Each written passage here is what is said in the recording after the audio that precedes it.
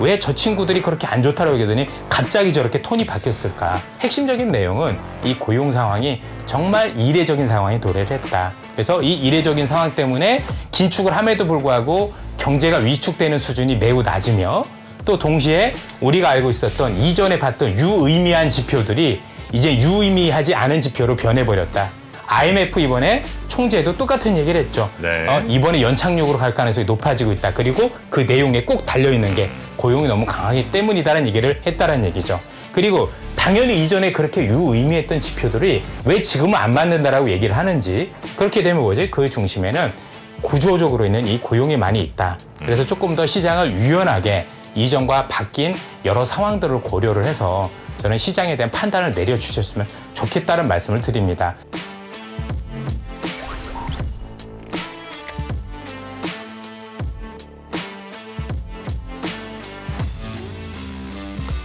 우리 이선엽 장군님 네. 또 모셔봐야죠. 어서 오십시오. 예, 안녕하세요. 네, 반갑습니다. 쇼츠에 재밌게 등장하던데요.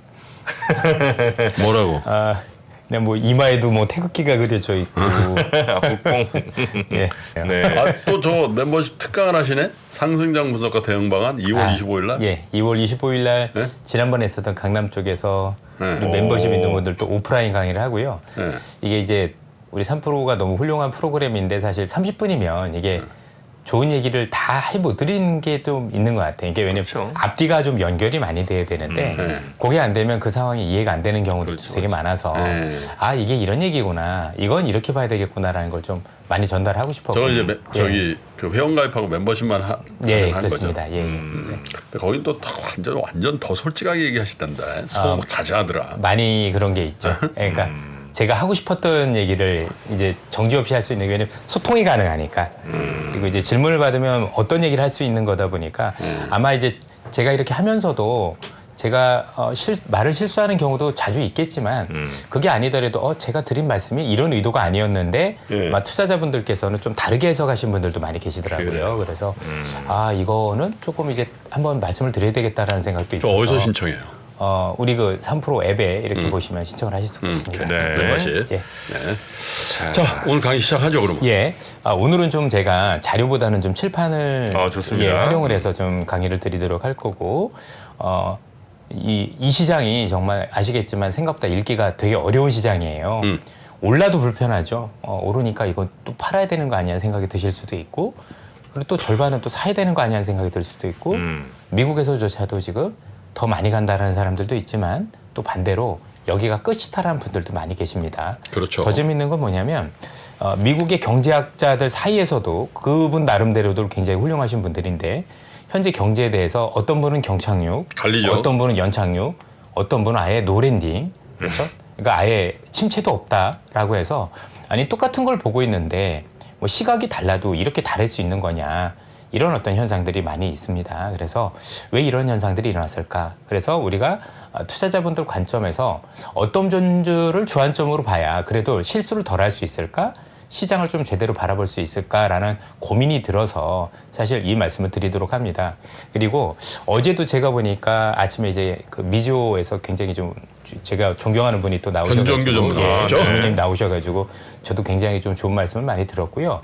한 가지 이제 제가 원래 일본을 하려고 하다가 이제 그 주에 우리 저기 오건영 부부장이 하는 바람에 이제 부장이 됐죠. 하는 바람에 제가 이제 곧 다음에 안 했었던 건데 한 번은 그거를 네. 좀 건드려야 될 거라고 생각을 하는 게 요건 좀 말씀을 드리고 시작을 하도록 하겠습니다. 이번에 아마 일본 중앙은행 총재가 우에다라는 분으로 이제 됐죠. 예전에 이제 그 일본 중앙은행에서도 근무를 했었었고 동경대에서도 교수를 하셨던 분인데 이분에 대해서 뭐 시장에서 굉장히 적임자다라는 얘기들도 나오고 이런저런 얘기가 나오지만 뒷얘기가 약간 찜찜해서 말씀을 드리는데 무슨 얘기냐면 원래 일본 중앙은행 총재 후보가 3분이 있었습니다. 예, 부총재였던 아야미야부터 시작을 해서 3분이 있었는데 3명이 다 고사를 해서 여기로 간 거예요. 그러니까 이게 원래 여러분들 중에서 앞으로 일본의 이 정책과 관련해서 사실 딱 우리가 알고 있는 지금 있는 우에다라는 분이 정말 적임자니까 이 사람한테 맡기겠다라고 했으면 약간 찜찜함이 없는데 원래 시장에서 물망에 올랐고 그 역할을 잘할 거다라고 하는 3명을 올렸는데 이 3사람이 나 안 할래 하고 전부 다 본인들이 고사를 했어요. 통상적으로 우리는 이 자리 욕심 있는 분들은 이 욕심이 대단합니다. 어떤 식으로든 연임을 하려고 하고 싶어 하고 정치도 그렇지만 그러는데 그 자리를 고사한다라는 건 굉장히 이례적인 사례입니다. 궁극적으로 이 원래 후보에 올라있던 이 3분이 그 자리를 고사했다는 얘기는 앞으로 미국이 일본이 이 YCC 정책을 폐기하는 과정이 참 순탄치도 않을 수 있겠구나. 그리고 그 과정 속에서 혹시 이게 뭐 어떻게 될지 모르면 자기가 안을 그 멍해에 대해서 되게 좀 부담을 안은 게 아닌가라는 생각이 들어서 올해 아마 시장에서 인플레이션도 되게 중요한 얘기가 되겠지만 뭔가 조금 한번 시장에 발목을 잡는 일이 있을 수도 있겠다라는 것 중에 하나는 누가 뭐래도 일본의 YCC 정책 폐기가 있었을 때 우리가 한번 뭔가 되돌아봐야 되는 계기가 될 수도 있을 것 같아요. 어쨌든 우에다라는 분이 돼서 잘 하셨으면 좋을 것 같고 또 순탄하게 됐었으면 하는 바람이 있지만 네. 그래도 이례적으로 한 분도 아니고 3분이나 물망했던 3분이나 난 안 할래라고 했던 이런 이례적인 상황이 일어난 걸 보면 참 그 사람들이 생각해도 머리를 많이 굴려봤겠죠. 굴려봤는데도 불구하고 아이고 이게 참 만만치 않아라는 생각을 가진 게 아닌가라는 생각이 들고 향후에 이건 굉장히 중요하겠죠. 그리고 이 일본의 이 YCC 폐기 정책, 즉 재료금리를 폐기하는 정책은 반드시 일본의 힘만으로는 불가능하다는 점을 다시 한번 말씀드리고 꼭 미국과 공조를 해서 해야 별탈 없이 끝날 수 있다. 그리고 피해를 최소화할 수 있다는 점도 다시 한번 강조를 드립니다. 자, 앞서서 이 말씀을 드려야 되는 이유 중에 하나가 궁극적으로 미국과 일본의 공조가 있지 않으면 미국도 일본도 같이 어려움에 처할 수 있다는 점을 감안할 때 이러한 점들은 반드시 통화 정책에 녹아내린다라는 점도 고민하실 필요가 있겠습니다. 네. 예, 다시 한번 시작을 하도록 하죠. 자, 이제 칠판으로 한번 가보겠습니다. 칠판으로 가도록 하겠습니다. 지금 이번 그 코로나 이후에 있었던 시장의 하락과 상승과 하락이 있었었는데 이 대부분의 경우에서 이번에 상승이 됐든 하락이 됐든 이 과정이 아주 일반적이지가 않습니다. 수십 년 동안 이 증권사에서 녹을 먹었던 많은 분들이 사실 이 상승과 하락이 되게 일반적이지 않은 것 때문에 되게 곤혹을 많이 치렀었고 저 역시도 그중에 한 사람이었었습니다. 특히 애널리스트라는 분들 제가 애널리스트 생활을 오래 했으니까 뭐 이건 충분히 제가 알 수 있는 거죠. 또 경제를 하시는 분들 또 주식을 하시는 모든 분들이 되게 힘들었었던 가장 큰 이유는 뭐냐면 통상적으로 애널리스트들이나 아니면 시장을 볼 때 우리가 가장 유의미하게 보는 거는 2가지가 있을 거예요. 하나는 통계죠. 누가 뭐라 그래도 이전의 통계가 이러했으니 앞으로도 이럴 가능성이 높지 않을까. 물론 이게 원래 다 맞는 건 아닙니다. 다 참고를 해서 이 통계적 유의성을 가지고 시장을 바라보는데 이번에 이 통계가 거의 들어맞지 않는 사례들이 너무 많이 등장을 하고 있다 보니 상당히 문제가 되고 있다라는 점들을 말씀을 드리고 싶고 그리고 그럼 이게 왜 이런 통계적 함의들이 이전과 비해서 훨씬 더 많이 어그러졌고 우리를 힘들게 했을까 그 말씀을 드리려고 합니다. 예. 그래서 이로 인해서 우리가 시장에서 봐야 될 일이 있고 그렇지 않을 것들이 있어서 말씀을 드리도록 합니다. 네. 먼저 연준 미국 중앙은행은 지금 잘 아시다시피 인플레이션을 잡기 위해서 노력을 굉장히 많이 하고 있죠. 자, 이걸 많이 잡아야 됩니다. 당연히 아직은 우리가 알고 있는 이 인플레이션이 경제보다는 우선입니다. 경제가 좋아지느냐 안 좋아지느냐 보다는 인플레이션을 잡는 게 우선순위에 있습니다. 네. 그런데 우리는 꼭 잊지 말아야 되는 게 시장에선 잠잠해졌지만 이 인플레이션보다 우위에 있는 게 금융위기입니다. 이 금융위기가 연준이 봐야 될 때 인플레이션보다 훨씬 우선순위에 있다라고 보셔야 됩니다.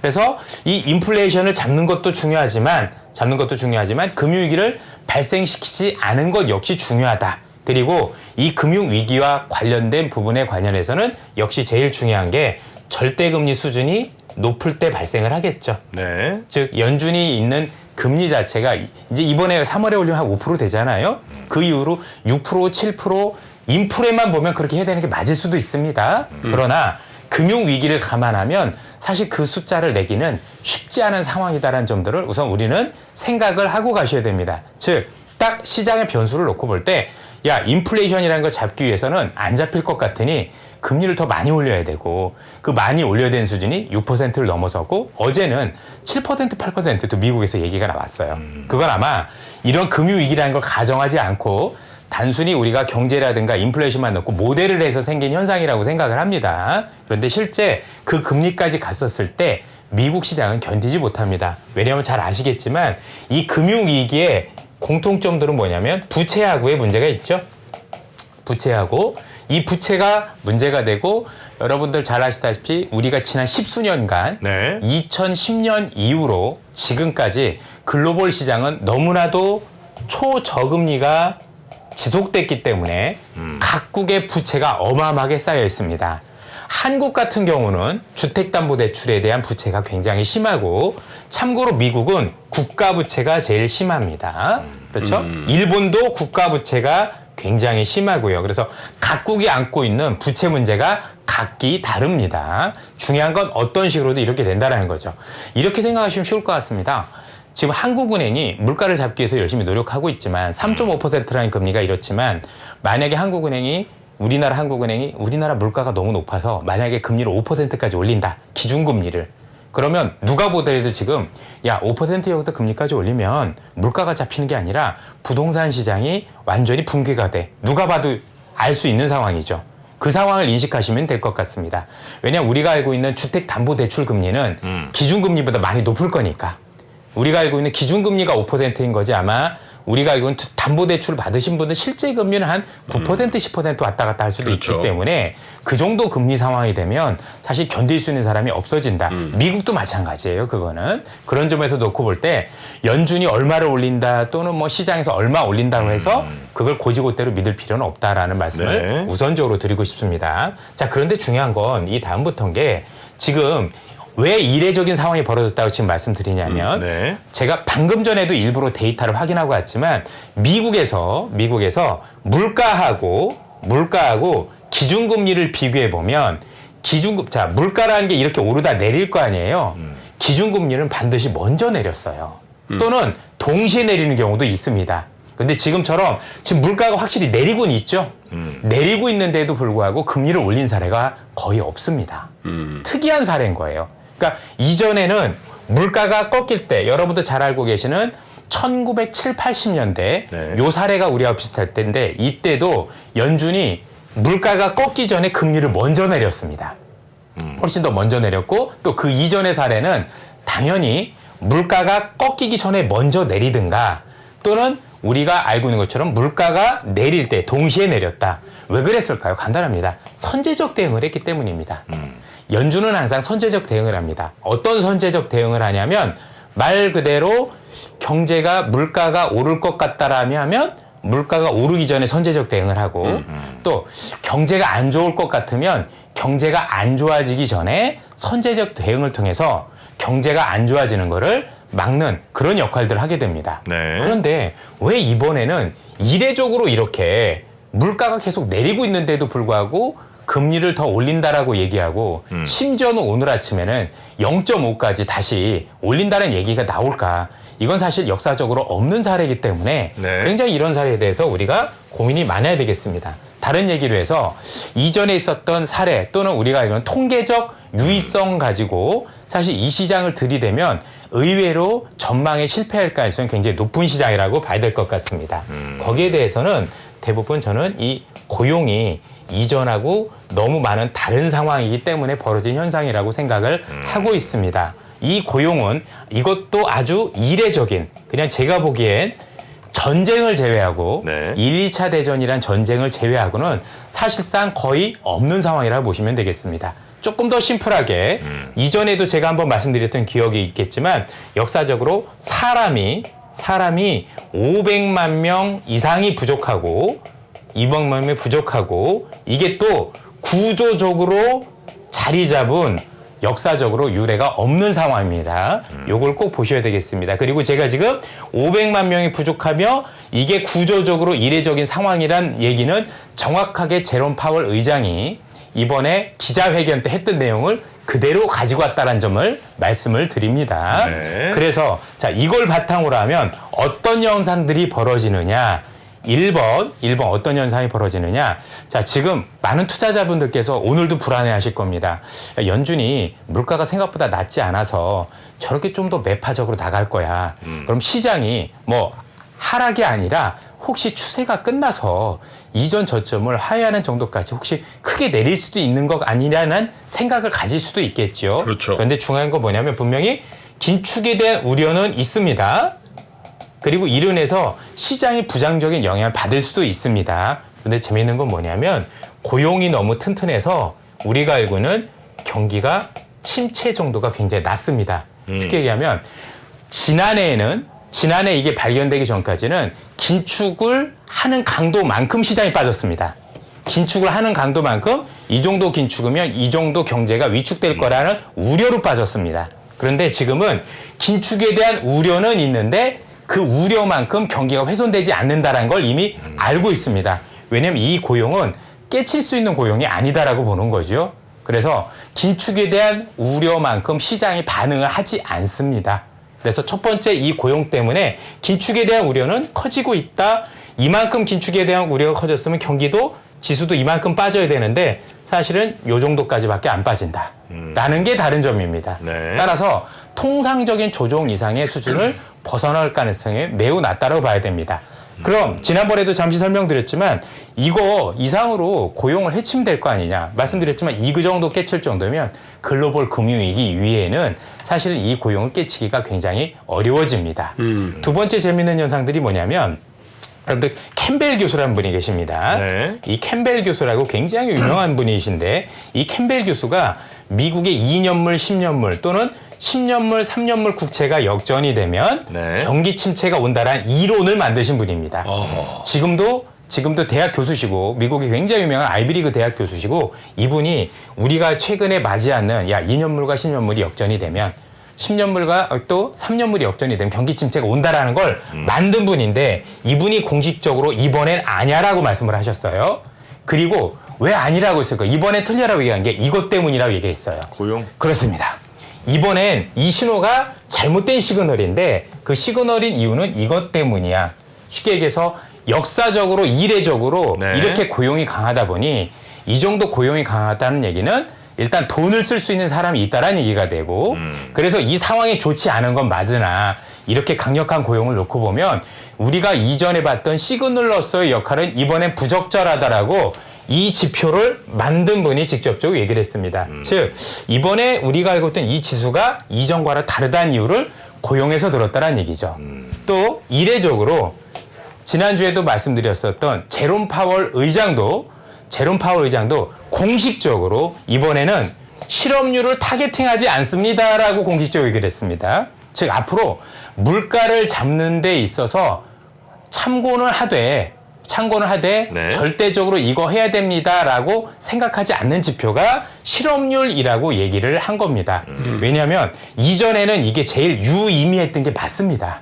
그렇지 않겠습니까? 분명히 모든 지표를 들이대봐도 실업률이 제일 유의성이 높았었어요. 네. 그런데 이런 특수한 상황 때문에 이번에는 이것을 타겟팅하지 않는다라고 기자회견에서 공식적으로 얘기를 했습니다. 그럼 우리는 어쨌든 연준의 생각을 잘 읽어야 될 거고 연준의 생각을 잘 읽기 위해서는 연준과 같은 지표를 바라봐야 되지 않을까라는 생각을 합니다. 따라서 실업률 지표를 통해서 물가를 잡는다라는 거에 대해서는 앞으로 제가 볼 때는 고민하실 필요는 없어 보입니다. 다만 보지 말란 얘기가 아니라 단순 참고 이상의 자료로 활용하면 안 되겠다라고 말씀을 드립니다. 네. 그런데 여기서 오해하실 게 있을 것 같습니다. 고용을 보지 말란 얘기가 아니란 얘기죠. 고용 지표 안에는 실업률이라는 것도 있고 임금 상승률이라는 것도 있고 노동시장 참가율이라는 것도 있죠.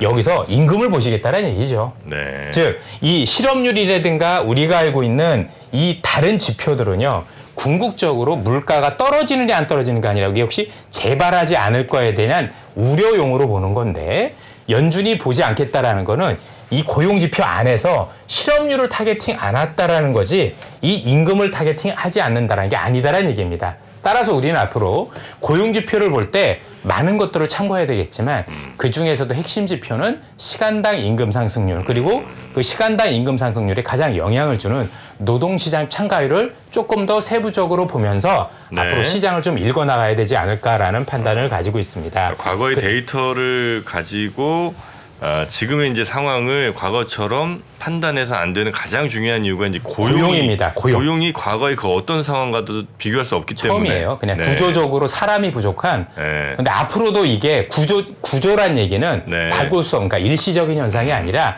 이게 정착화된다는 얘기하고도 같은 거죠. 고용에서도 제일 중요하게 봐야 되는 건 시간당 임금. 임금입니다. 네. 예. 왜냐하면 만약에 고용이 있다고 하더라도 말 그대로 그 고용 중에서 임시직 비중이 많이 늘어나고 또 우리가 알고 있는 서비스 업종 중에서 좀 저부가 일자리들이 네, 늘어나면 네, 네. 실제 임금이 오르진 않습니다. 그렇겠죠. 예. 그리고 현재 부족한 게 그쪽이거든요. 그러면 며칠 전에 우리 아침에 우리 정광훈 대표님께서도 제가 볼 땐 굉장히 좋은 말씀을 많이 해주셨는데 그중에서 이번에 5월 달에 혹시 이민자들을 받게 되면 이 이민자들이 만약에 이렇게 들어와서 이 저임금 일자리들 또는 서비스업과 관련 허드렛 일자리들을 많이 차지해주면 노동시장 참가율이 늘어날 수 있거든요. 이렇게 참가율이 많이 늘어나면 임금이 안정이 될 수 있습니다. 그러면 연준은 만족을 합니다. 왜냐하면 이번에 파월이 공식적으로 이런 얘기를 했잖아요. 그죠? 제가 이번에 파월이 얘기한 것 중에서 이분이 왜 이러지라고 싶을 정도로 굉장히 놀랬던 이유 중에 하나가 고용시장을 해치지 않고도 연착륙이 가능하다라는 재미있는 표현을 쓰셨잖아요. 이분도 이런 어떤 사정이 있다는 거 알고 계신 것 같아요. 그래서 일단은 오늘 보시는 많은 분들께서 일단 머릿속에서 제가 볼 땐 고정시켜줬으면 하는 변수가 있어요. 그게 고용이 너무 튼튼하다. 그래서 오늘 아침에 여러분들 그 세인트루이스 옛날에 총재였었던 지금 총재죠. 지금도 이번에 투표권이 없다 보니까 제임스 플러드 총재도 그 얘기를 공식적으로 했잖아요. 고용이 너무 강하다. 잘 보시면 인플레를 더 잡아야 되겠다라는 얘기 또는 생각보다 경기가 나쁘지 않다는 모든 얘기의 근간에는 오로지 딱 하나가 있어요. 고용이 이전보다 너무 강해서 이번에 노랜딩 즉 경기가 나빠지지도 않을 거고 침체도 안 갈 거야라는 모든 전망도 이 고용에서 비롯됐습니다.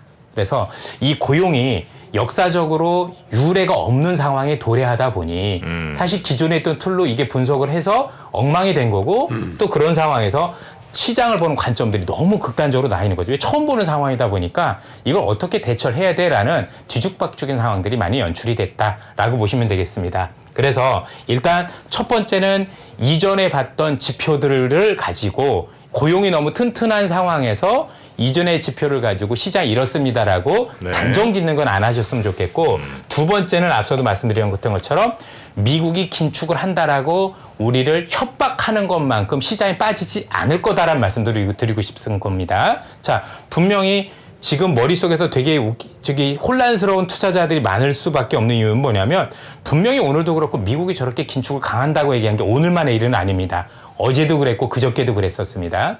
연준 의원들은 지금 나오기만 하면 생각보다 훨씬 더 매파적인 발언들을 계속 쏟아내고 있습니다. 근데 시장이 생각보다 굉장히 견조한 이유 중에 하나는 뭐냐면 이런 고용이 견조하다 보니까 시장에 또 한켠에서 들리는 얘기는 네. 굉장히 우리가 알고 있는 매파적으로 해서 긴축은 더 한다는데 경기 침체는 더 없다라는 얘기가 더 나오고 있으니 양쪽에 대한 얘기가 일반적으로 어렵죠. 왜냐하면 우리가 알고 있는 모든 경제학 상식은 긴축을 하면 수요가 줄어들면 우리가 알고는 경제가 안 좋아지고 그러면 물가가 빠진다라는 게 일반적인 거지 않습니까? 그렇죠? 근데 지금 긴축을 하면 수요가 줄어든다라는 요 가정이 지금 깨지고 있는 거죠. 왜냐하면 고용이 너무 강해서. 그리고 역사적으로 없던 일이 벌어지다 보니 이전에 있었던 모든 모델들이 사실 계속 오답을 내놓는 어이없는 상황들이 계속 연출이 되고 있다라는 점에서 사실 이 고용을 다시 한번 강조를 드리고 싶습니다. 그래서 고용이 너무 강해서 다른 지표들이 굉장히 어긋나는 일이 많이 벌어지다 보니까 네. 우리가 예전에 있던 경제학적 상식 또는 이전에 있던 모델 아니면 이전에 있던 지표 이걸 들이대거나 이전 사례를 가지고 시장을 볼 때는 조금 더 꼼꼼하게 봐서 이전과 지금이 어떤 점들이 다른지 한 번 더 점검을 하고 그 다른 점을 가지고 시장에 대해서 조금 변형을 하는 게 저는 맞지 않을까라는 생각을 기본적으로 가지고 있습니다. 그래서 조금 오늘 얘기가 어려울 수도 있을 것 같은데 핵심적인 내용은 고용 상황이 시장의 가장 큰 핵심인 이 고용 상황이 정말 이례적인 상황에 도래를 했다. 그래서 이 이례적인 상황 때문에 긴축을 함에도 불구하고 경제가 위축되는 수준이 매우 낮으며 또 동시에 우리가 알고 있었던 이전에 봤던 유의미한 지표들이 이제 유의미하지 않은 지표로 변해버렸다. 대표적인 게 실업률이고 그래서 연준은 공식적으로 이걸 타겟팅하지 않는다라고 배제를 했을 정도의 상황이 도래를 했다. 이전 얘기가 틀렸다는 얘기가 아니라 네. 그런 재밌는 상황들이 됐고 또 심지어 아까 캠벨 교수처럼 내가 만든 지표인데도 불구하고 이번에 유의성이 없는데 그 유의성이 없는 가장 큰 이유는 누가 뭐라 그래도 고용 때문이다. 또 우리가 알고 있었던 하버드대 교수인 레리 서머스 교수도 IMF 이번에 총재도 똑같은 얘기를 했죠. 네. 이번에 연착륙으로 갈 가능성이 높아지고 있다. 그리고 그 내용에 꼭 달려있는 게 고용이 너무 강하기 때문이다라는 얘기를 했다는 얘기죠. 그래서 우리 투자자분들이 뭔가를 발라내야 되잖아요. 주제어를. 네. 왜 저분들이 말씀이 바뀌었지? 왜 저 친구들이 그렇게 안 좋다라고 얘기하더니 갑자기 저렇게 톤이 바뀌었을까? 그리고 당연히 이전에 그렇게 유의미했던 지표들이 왜 지금은 안 맞는다라고 얘기를 하는지 그렇게 되면 뭐지? 그 중심에는 구조적으로 있는 이 고용이 많이 있다. 그래서 조금 더 시장을 유연하게 이전과 바뀐 여러 상황들을 고려를 해서 저는 시장에 대한 판단을 내려주셨으면 좋겠다는 말씀을 드립니다. 네. 왜냐하면 제가 댓글을 다 읽는다고 말씀드렸잖아요. 사실 여러분들의 진심 어린 댓글에 제가 굉장히 감사하다는 말씀을 드리는데 그 안에는 이런 댓글들이 많았기 때문에 뭐냐면 야, 경제적으로 보면 이게 이런 건데 왜 너는 다른 얘기를 하니라고 얘기하실 수도 있는 거 아니겠습니까? 거기에 그 생각이 다른 이유가 이런 데서 나온다. 그래서 이 얘기는 어떤 식으로도 한번은 좀 말씀드리는 게 제가 볼 땐 투자하는 분들한테도 좀 도움이 되지 않을까. 그리고 만약에 지수가 또는 우리가 하는 지표가 이전 사례들이 대부분 거의 다 맞다라면 지금 경제학을 하고 교수님들 중에서 돈을 못 벌 분은 한 분도 없으실 텐데 사실 그게 주식이라는 게 꼭 이런 것만은 아니지 않습니까? 네. 세상의 모든 일을 다 반영하는 게 주식이다 보니까 너무 그렇게 천편일률적으로 지표만 너무 중요하게 보실 필요는 저는 없다라고 생각을 가지고 있습니다. 네. 그래서 조금 오늘 얘기는 약간 뜬구름 잡힌 얘기가 될 수도 있는지 모르겠지만 너무 제가 볼 땐 많은 투자자분께 이번에 위기를 겪으면서 경제학 공부를 많이 하셨고 그 과정 속에서 사실 일반화되지 않은 이번 사례를 겪으면서 여러분들께서 소중하게 공부하신 그것들이 의외로 이게 독이 될 수도 있다라는 생각이 들어서 그럴 수도 있고 아닐 수도 있는 건데 이번엔 뭐가 다른지는 조금 더 구체적으로 안고 들어갔으면 바라면서 네. 오늘은 조금 이 말씀을 좀 드려봤습니다. 예. 네. 다른 거의 핵심 라이트는 고용. 네. 뭐 다음 주에도 뵙고 또 2월 25일 날 예. 오프라인 또 뵈야죠. 아무튼 뭐 2월 좋은 얘기를 25일. 좀 많이 들려드리도록 네. 하겠습니다. 예. 2월 25일이 다음 주 토요일입니다. 벌써? 네. 오늘 17일이잖아요. 아, 세월이 너무 빨리 간다. 아니 뭐 일주일 갖고 2월 28일이 또 끝이지. 2월은 28일까지죠. 네. 너무 짧아. 이제 점점 지나온 날보다 살아갈 날들이 그 말을 해야 되니? 너도 마찬가지야. 네, 양초가 점점 줄고 있습니다. 네. 자, 우리 이선영 이사님 고생 많으죠. 갑자기 그 호칭이 그냥 장군이라 그래. 그냥 장군님 제일 애매할 낫죠. 때. 네, 이사님 장군님. 헷갈리고 그래. 네, 오늘 고생 많으셨고요. 그럼 다음 주 방송 그리고 다음 주 강의도 잘 부탁드리겠습니다. 예. 다음 주는 미리 예고를 해드리면요. 네. 올해 시장에서 발목을 잡 유의사항들이 있을 겁니다. 시장이라는 게 항상 오르면 좋은 일만 있는 건 아닌데 올해는 이런 것들 때문에 우리가 몇 번에 걸쳐서 지뢰밭이 있을 수 있겠구나. 그래서 다음 주에는 지뢰밭 특집으로 제가 말씀을 드리도록 하겠습니다. 지뢰밭 특집. 예. 재밌겠네요. 마이필드. 지뢰밭. 네. 자, 함께해 주신 이선엽 장군님 대단히 고맙습니다. 예, 감사합니다. 3프로TV가 새로운 모습으로 여러분을 찾아갑니다. 오후 3시 반 클로징벨 라이브는 여도은 앵커 그리고 명민준 앵커가 여명 콤비로 함께 진행을 하고요. 6시 퇴근길 라이브에서는 정프로가 월요일부터 금요일까지 김영렬 센터장, 최창규 본부장 그리고 박지영 차장과 함께 진행을 합니다. 그리고 글로벌 마켓 전문가 이주호 앵커가 글로벌 라이브를 더욱 알차게 만듭니다. 2월 6일부터 새로워지는 3프로TV 다시 한번 많은 관심 부탁드립니다.